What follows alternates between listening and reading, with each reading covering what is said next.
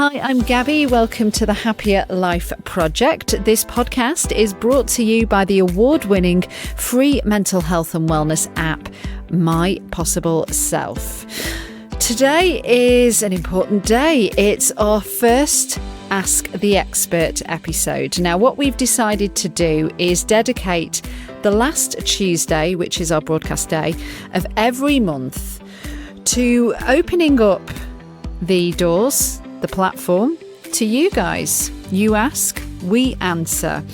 This is the opportunity for you to write in to us with any questions or problems that you may be having about a particular area, and we will put it to our expert. So in this episode, we are focusing on the feeling of being stuck and how we can get ourselves out of it. It seems to be very top of mind and something that most people struggle with. And we've got an amazing expert that is going to answer all of your questions. She's called Britt Frank. She's a licensed neuropsychotherapist and trauma expert and author of The Science of Stuck. So without further ado, let's get straight into it. Ready to find a healthier, happier you? Let's get started.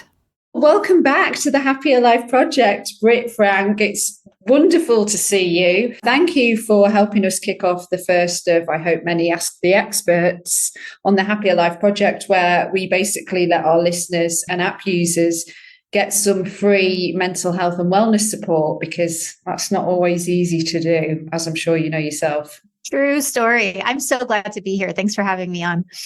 Your area of expertise being stuckness, it seems to me that this is becoming quite a widespread problem. I don't know if it's since reading your book I've been more alerted to it, maybe, or it just seems to be popping up. It seems to be quite top of mind.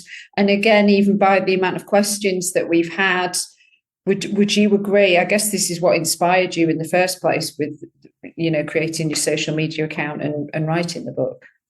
Well, it's kind of wild. I started the Science of Stuck book before the pandemic. That book had been sort of gestating since 2017, and then COVID, and then stuck became a thing that was literal and not just this, I feel stuck in my life. It's no, we're literally stuck in so many places. And I think everyone can relate to not everyone can identify as having trauma or a mental health challenge, but show me a human who's not felt stuck, and I'll show you someone who's not very honest.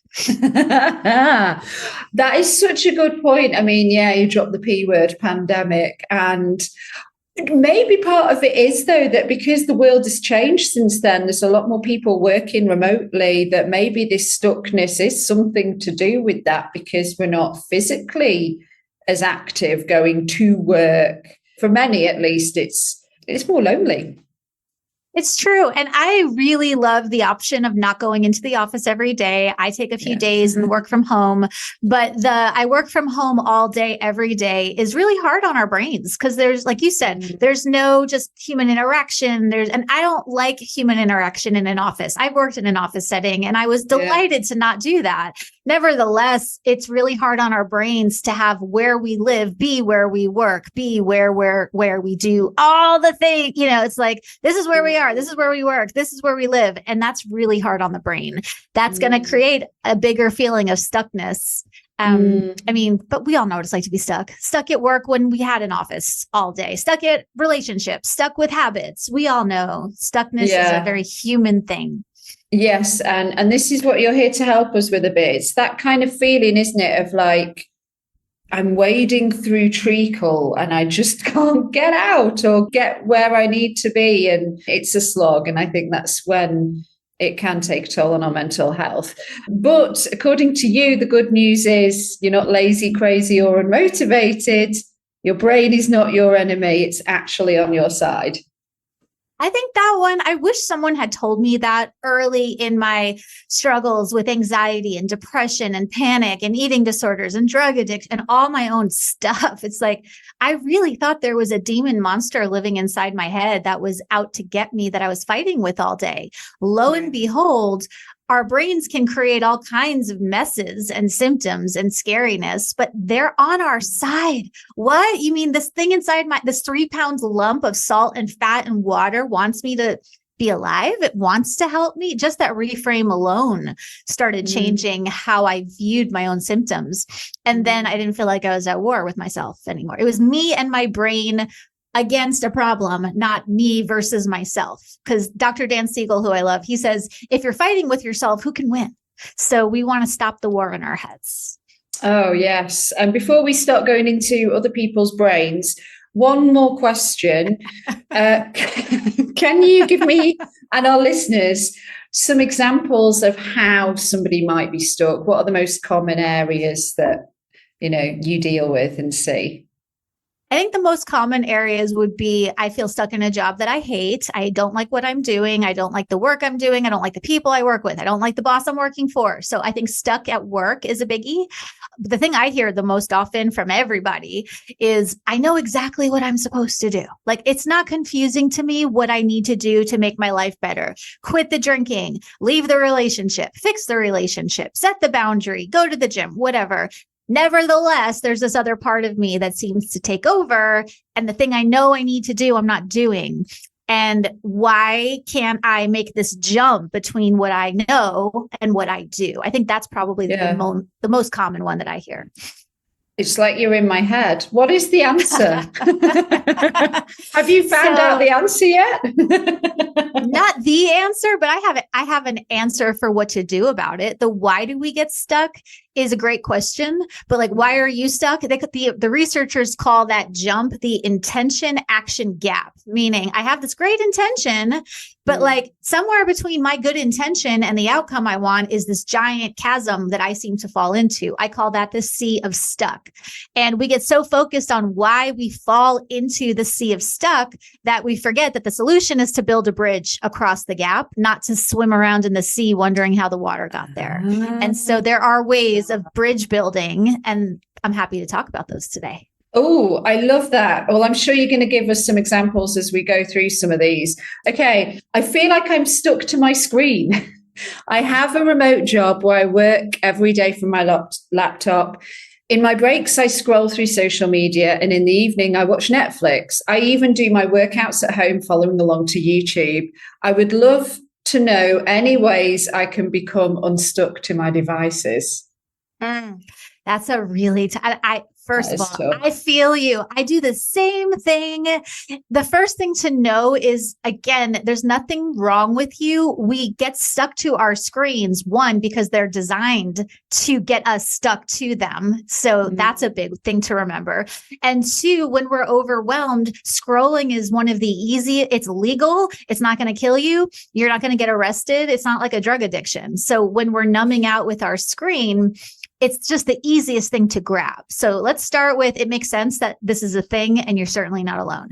Number two, we need to know, well, what are you willing to do? Because I can give you all the little hacks, right? Like turn your phone to grayscale, because if your phone is black and white, it won't be as interesting to scroll, and set timers. But frankly, if all that stuff worked, it would have worked.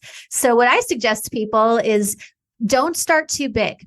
Start really small. It might be that in between when you close your laptop and you open your phone, take 30 seconds, put on a song, and do anything but look on your phone. Like literally do anything for 30 seconds and then go to your phone. And what we wanted, because everyone, especially around New Year's, tries to take these big, huge, I want to change my life. I want to quit my screens. It's like, you're not going to. Our brains don't brain like that. Start small. Yeah. Start with something that's so ridiculously easy to accomplish that when you accomplish it, you're going to get a little hit of dopamine. And then you're going to get maybe I can do more. Go from 30 seconds to 40 seconds, from 40 seconds to 1 minute. And I call those micro yeses, because you're not going to quit your screen by putting down your screen. That's just not how it works. You will be able to quit feeling locked by your screens in 30 seconds. You can do this in 30-second increments. 5 minutes too long, 1 minute too long, 30 seconds. And if 30 seconds is too much, try for 10. I noticed how much of a problem screen addiction is when I was traveling on the metro, the underground. I was actually in Rome, And that was when I first noticed. I got on the subway and I looked around, and not one single person in a packed out train carriage was not looking at their screen. And then once I saw it there, then I saw it. I live in Lisbon now, so I've seen it on the subway here and in the UK. So then that actually stopped me from looking at my screen, because I was so fascinated at looking at everybody else on their screens and going, oh my God, there would have been a time where we might have been having a chat with each other, or, reading an actual book with paper. And now it's just, it was almost like zombie-like looking at it, It is zombie-like. And I love what you said about looking around at everyone on their screens, because you can make this fun. A fun game to play if you're going to people watch is, I have judgy parts that are like, oh, that person looks mean and that person looks mad. But a better way to judge people is look at people around you on the train, on the subway, wherever, and ask yourself, I wonder what their superpower is. And if I'm going to make up a story, I bet that person's really good, amazingly good at, I don't know, pick a thing, plumbing, whatever, amazingly good at sending cards on holidays. And that'll at least occupy your brain like a chew toy, like a new puppy. We don't want the puppy to have free range. Otherwise it pees everywhere. We need to give a puppy chew toys. Our brains are the same. Right. Got it. Okay. This one is just one sentence. How do I move on from someone after 2 years? Oof. So they're clearly stuck in their relationship. Oh, it's so real. And again, I've withdrawn off of hard drugs and I've withdrawn off of people, and the people withdrawal is harder. So the question of how do I move on after 2 years requires a whole lot more context for me to really answer, but I can answer broadly. Let's start with, what are your choices? Can you make a list of 5 options? Do you have friends that can support you? Do you have access to a therapist or a group or an online community or something? I don't know what your choice points are.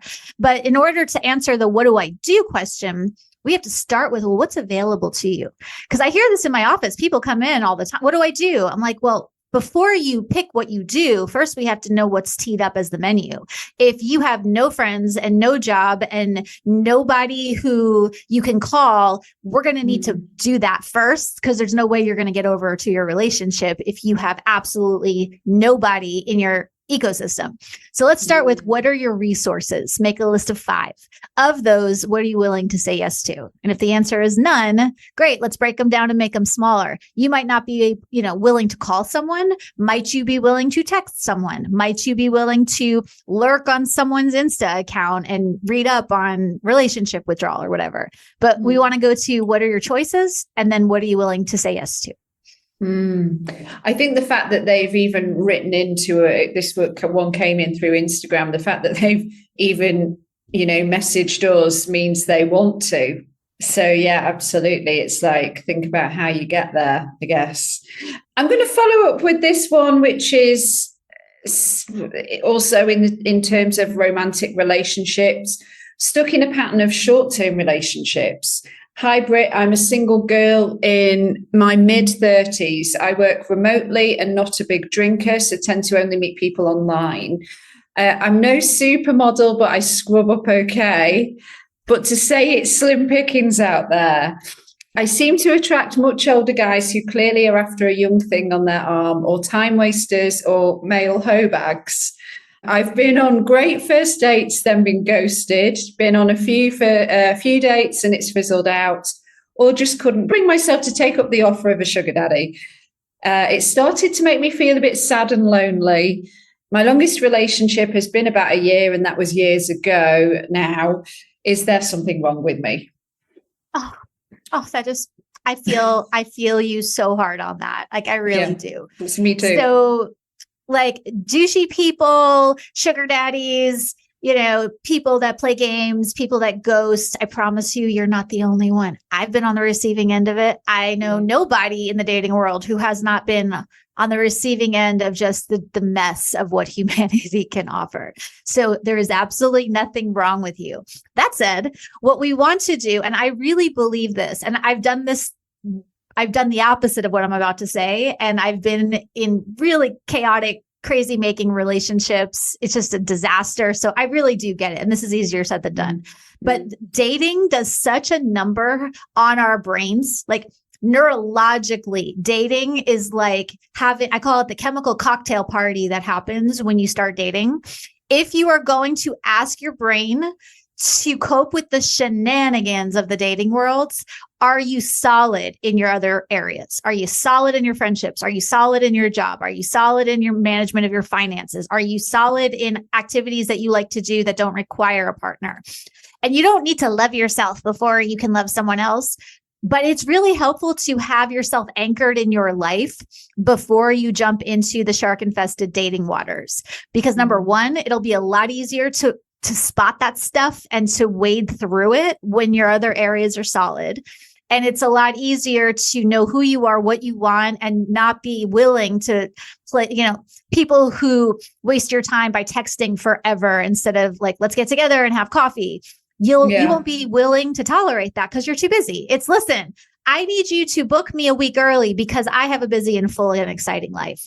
So that not only does that make you I don't want to say a more desirable candidate, but it will certainly make you too busy for the nonsense of the dating world. So you sort of screen it out that way.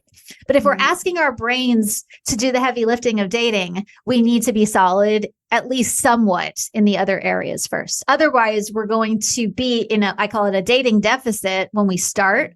And that doesn't usually work well. It can. It didn't for me. It doesn't for people I know. So, but there's nothing wrong with you fundamentally. I don't even know you, and I don't need to say, I promise you, you're not crazy. You're not broken. There's nothing fundamentally wrong with you. We just need to reconfigure some of the factors. It's so hard when it's the online dating thing. I can't say I'm a fan. That could be a whole other podcast episode. So let's go on to a question about, and you mentioned it as a prime example of when somebody's stuck. So about in terms of work, I have a job I used to love. I've been with the company for 3 years, but for months now, I've been feeling the go to work dread, which I never used to have. Structurally, the business has made some changes, and I feel like my boss has lost interest and I have caught their lack of motivation. The problem is I work many hours and I don't feel like I have the time or energy to find something new. I'm not even sure if I would want to continue in the same field because I feel like the life is being sucked out of me presently. That said, in the past, this company have supported me when I needed time off, and it wasn't always like it is now. I feel stuck waiting, hoping things might change, or I might get my mojo for the job back. But like I said, it's been months. Britt, can you help me see the wood from the trees? So with the work situation like that, it's really hard to know without the details, but is the situation fixable? And some situations are fixable. If you have a boss that's willing to look at it and willing to troubleshoot and strategize and problem solve, it might be fixable. Waiting for it to get better is likely not going to work.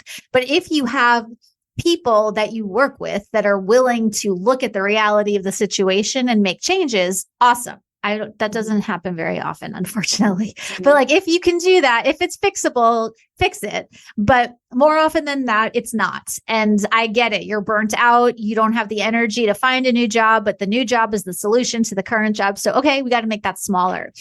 I found that a lot of people in this situation are still, even though they feel like crap, are still working at 100%.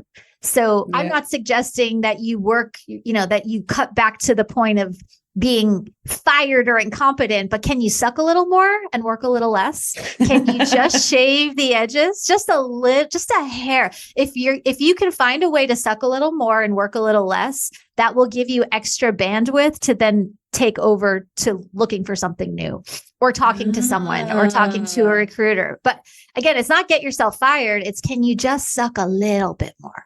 Just a little bit. Yeah, because I had a follow-up question to that actually is, how do you know, like, when it's time to persevere and grin and bear it, or whether it's time to cut your losses and to move on? And I know that's really easier said than done. Yeah, and broad, yeah. That'll also depend on your choices and on your, like when I burned my life to the ground and quit my job and decided to go back to graduate school, I didn't have kids. I didn't have a partner. I could be in a situation where I had no money and I was eating ramen for a while because I didn't have other people depending on me. If you have 3 children and an aging parent and you're caregiving for the neighbor's kids, that's going to limit your options. So the do I grin and bear it has a different weight depending on your environment. And again, it goes back to what are you willing to do? I hated my jobs. I worked in advertising. I hated my job so much. I was literally willing to do anything to not have to do that, including I quit my job and waited tables because I was so unhappy and I had no energy. It was it was destroying my health. And so I'm like, I need to wait tables and do something that at least at the end, it's not easy to wait tables, but at the end of the day, you do get to leave it there. And then you have, your mornings free. And that gave me the time to sit down and think, what do I want to do? Ultimately, I went back to school in my 30s and changed careers. But it comes down to what are the realities of your situation that will give you your menu of options of those. What are you willing to say yes to? But for burnout, and I'm working all the time, suck a little bit more, work a little bit less, take the lunch hour, take a little bit of time off the beginning of your day, take a little time off the end of your day. And that sounds not ideal, but it's not an ideal situation. Sometimes that's the best option. I think you should make it into merchandise, honestly. Hashtag suck more, work less. Exactly. Okay. What are some of the things I can do that can help me with dealing with a negative voice in my head? This might be the root of many people's stuckness, to be fair. And I know, again, it's very vague, but that's how it's come in. There are lots of ways of working with the critical inner voice. And it's actually a new project that I'm working on, which is all about how to work with those inner voices. But one of my favorite hacks for a critical inner voice, because we all have one, first of all. So you're not alone. Everybody from every area, from every level of success has one. What if you thought of your critical inner voice as a 3-year-old instead of as an angry parent or someone you admire? Because when a 3-year-old is having a tantrum and says, I hate you, you stink, you're the worst, it has a different resonance. It's like, that's a bummer that you feel that way, kiddo. But my sense of worth is not dashed on the rocks when a 3-year-old is having a tantrum. For some parents, hearing I hate you, mommy, is devastating. But generally speaking, if a 3-year-old tells you you're no good, then it's like, oh, pat. Do you need a snack? Do you need a nap? Do you need a hug? Not, oh my God, this voice is telling me who I am. We want to deactivate. The voice isn't going anywhere. So you can fight with it. You're going to lose. But what if we can turn that voice into a terrified toddler instead of an angry parent? It does change everything when you do that. Nice. I do want to include that voice note question that we got. I'm going to see if I can play it. Hello, I wondered if you could ask the therapist how you set boundaries with yourself. So say you have a life goal or you have something that you've always wanted to do, but you feel like your limiting beliefs or daily schedule is getting in the way. How can you have a boundary with yourself to make sure you act on that? So setting the boundary with ourselves is ideal. That's great. I'm only going to look at screens till 6:00 and then I'm going to power it down. I'm only going to blah, blah, when blah, blah. That doesn't usually work. So rather than trying to strong arm yourself with boundaries, what we want to do is create momentum. We don't need motivation because you're not going to find motivation doesn't come before we start doing things. Motivation happens after we start doing things. So rather than shooting for our goals, what we want to do is generate enough of repetition and enough momentum that then the motivation kicks in. And the way to do that, it's almost silly with this micro yes thing. I'm like, really? All the grad school and training and all the therapy I've had to do. And, again, I take medication. I see a therapist. It's not always so easy as micro yes your way and life will be great. But when it comes to achieving big goals, you achieve big goals by micro yesing your way through the starting gate until you build the momentum and then unlock the motivation that you need to keep it going. But we start our goals too big and that's unsustainable. And we think we need to feel motivated and we don't. That's not how brains brain. So make it small and focus on momentum, not motivation, and focus on building a loop of behavior that will then unlock the motivation feeling that you're looking for. Brilliant stuff. Okay. Stuck in my body and the way I look. No matter what diet I try, I lose the pounds, then gain the pounds. My weakness is I stress eat, but with 3 young kids, a full-time job, and issues with my husband, I can't seem to stop myself. I'm in my late 30s and I miss the body I had in my early 20s, but when I try, I fall off the wagon. I feel stuck in a body that doesn't feel like my own. What can I do?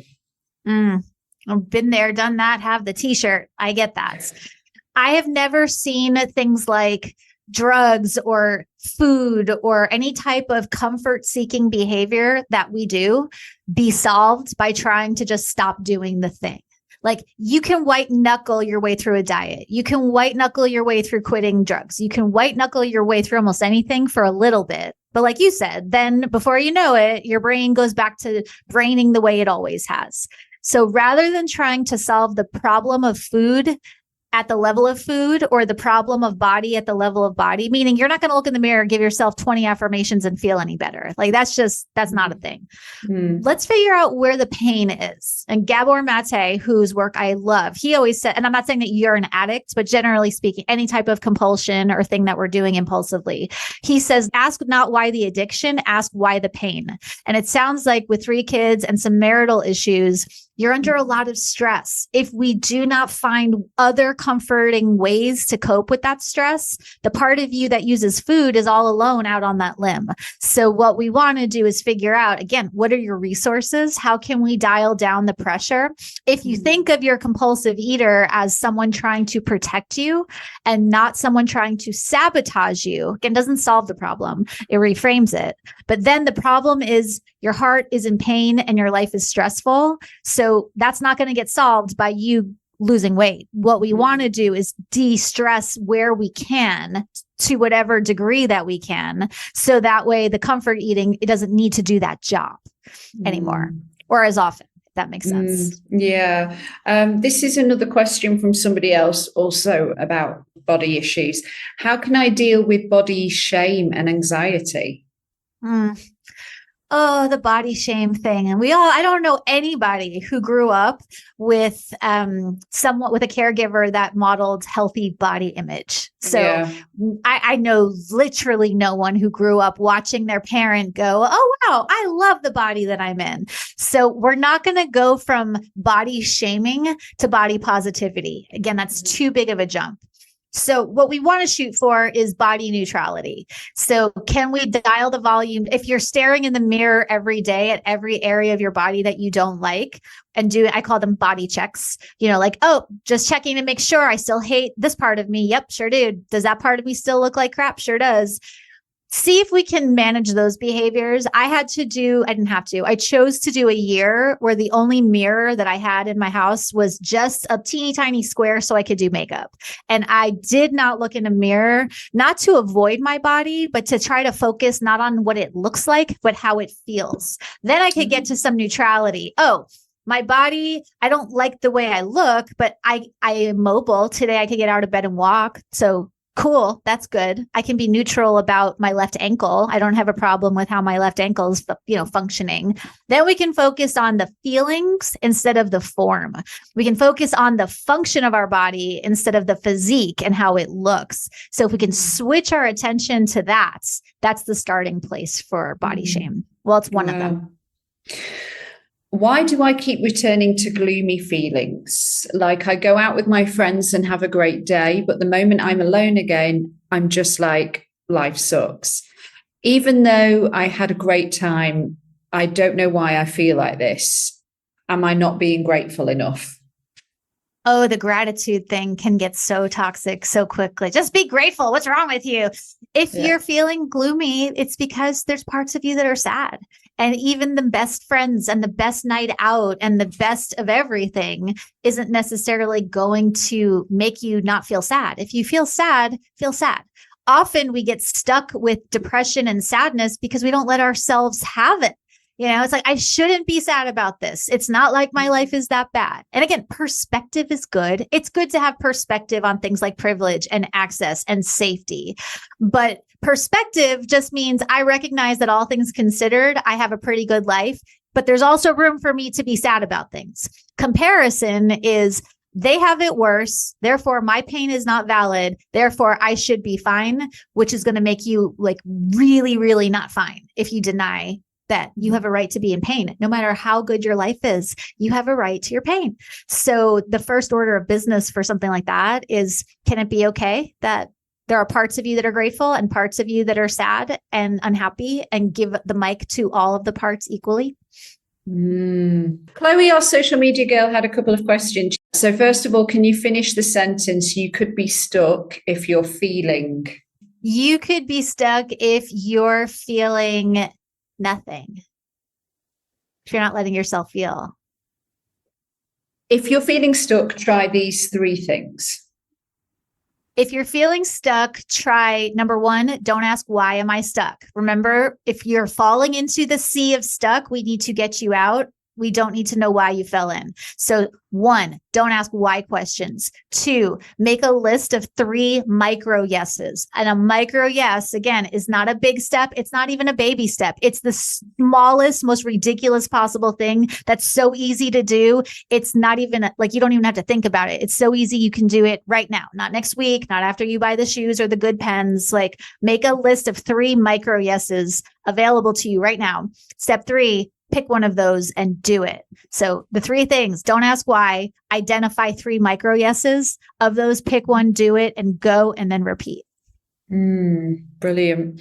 We're going to move on to the final thing, which is the Happier Life Project's last 5 in 5. So this is kind of a bit more like a quick fire thing. Okay. When and where are you at your happiest? When am I at my happiest? I'm at my happiest when I'm connected to my parts. Where am I happiest? Oof. I mean, like, I like my bed, I like my dog, but I like my friends. So where I'm happiest, wherever I feel things are safe and quiet. I don't like loud and crowded and big.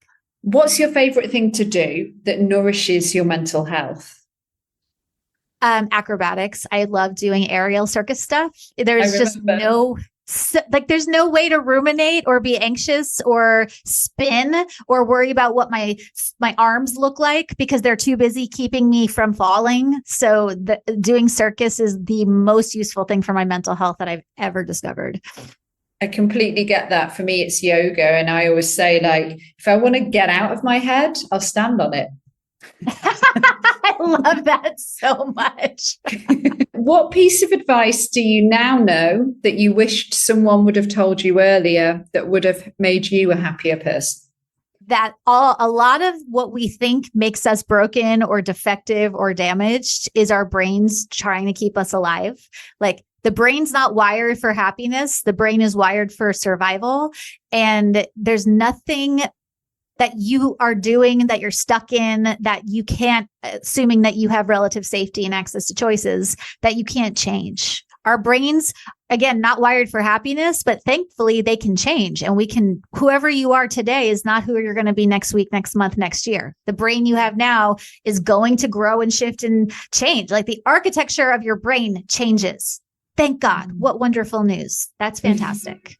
What is the most important one thing that needs to change to make the world a happier place? Oof. Okay. I hope I don't get angry DMs about this, because I get social injustice and we have to show up and be of service to each other and to the community, and we can't stay in a bubble. That's my disclaimer. But I do think the world would be a better place if everyone was willing to look at their stuff and, to whatever degree possible, work on it. You know, like, yeah, that'd be great. That'd be awesome if we stopped projecting onto each other. I don't think that needs a disclaimer. I think that's perfectly reasonable. Finally, and I think I might have asked you this last time because we've brought this question through from the other series, but I'm going to ask it you again in case your answer is different. What is a simple, actionable first step we can take when it comes to getting unstuck that will help us on our mission to building a happier life? Make it smaller. Make it smaller. If you think it's a dumb size step, make it smaller than that. The pace that you start at is not the pace you stay at, but a micro yes will get you moving. And stuck turns into unstuck as soon as you say yes to anything. no matter how small. Your brain likes small. And again, James Clear said this, I didn't, but consistency beats intensity every time. A tiny itty bitty step that you're doing consistently beats fits and starts and taking huge steps and then stopping and then getting stuck and then taking huge steps. Do it small. Brilliant. Britt, thank you so much. Okay, so obviously we know about the Science of Stuck. If anybody's not got their copy, they can get that from all the usual places. And there's a follow-up in the pipeline for next year. Yeah. So June of 2024, the Science of Stuck workbook, which is called the Getting Unstuck workbook, will be coming out. And I will do a big announcement for pre-orders, and I'm going to do a contest and all of that. But I'm so excited to have a workbook companion to offer.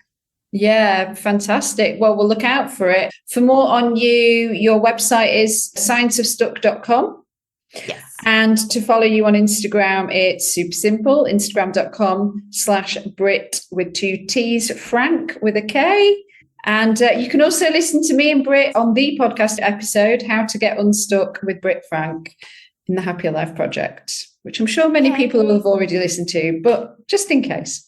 Thank you for today. Thank you so much. This is always so fun. Thank you for listening to this episode of the Happier Life Project with me, Gabby Sanderson. I hope you enjoyed our first Ask the Experts. Now, our next one is going to come out on the 19th of December, and it's going to be, no surprise, Christmas themed. We all know that Christmas isn't all jolly for a lot of people. It's a time where you might struggle. And if you are having any problems or you're really worried about anything related to Christmas and the new year, that's what our next expert will be here to help on. So maybe you're worried you're going to feel really lonely and you just love some ideas on how to make some connections. Maybe you're feeling really stressed and overwhelmed because you've got to see people over Christmas that you're not particularly fond of, or perhaps you're worried financially with the burden of present buying and all the festivities. Maybe you're really missing somebody at this time. If you're grieving, it can be such a difficult time of year. If any of this is resonating, then please send your questions or anything you'd like to share to podcast@mypossibleself.com, or you can also message us on Instagram. We are at mypossibleself. And as you will have heard today, I don't mention any names or give away any details. I'm going to assume you wish to remain completely anonymous unless you say otherwise. And I hope I got through most of the questions with Britt today. I'm sorry if I missed a couple out, but I did want to be mindful of Britt's time and also your time too. And on that note, before I close off, just one more minute of your precious time for the important housekeeping. If you are suffering with your mental health, there is a crisis button on the My Possible Self app, which will signpost you to the correct information for immediate expert advice. Those of you who are listening on one of the podcast platforms, the My Possible Self app is completely free to download, so you don't need to worry about it costing you anything. The views expressed in this podcast are solely those of the interviewer, which is me, and the interviewees. The content of this podcast should not be considered as a substitute for professional or medical advice. The Priory Healthcare are not involved in the production or content of this podcast. If you've enjoyed this episode and you found it helpful, we'd really appreciate you leaving us a review. And if you aren't already following us on social media, we are at My Possible Self, and I've been at Radio Gabby. Please do take care, and I'll see you on the next one. Bye for now.